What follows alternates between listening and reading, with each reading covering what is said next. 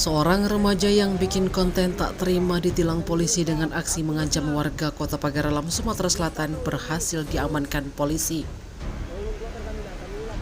Petugas kepolisian berhasil mengamankan remaja tersebut dan kini tengah menjalani pemeriksaan di Mapores Pagaralam pada Minggu 21 Juli 2024 siang. Remaja yang diduga pemilik akun TikTok @mhdaligiz_rmi saat ini telah diamankan dan sedang dalam pemeriksaan atau permintaan klarifikasi terkait video viral bernada ancaman tersebut oleh penyidik Satuan Reskrim Polres Pagaralam. Hal tersebut dilakukan atas perintah Kapolres Pagaralam kepada tim gabungan Satuan Reskrim dan Satuan Narkoba Polres Pagaralam, sehingga yang bersangkutan saat ini diamankan pada Minggu sekitar pukul 14.00 waktu Indonesia Barat.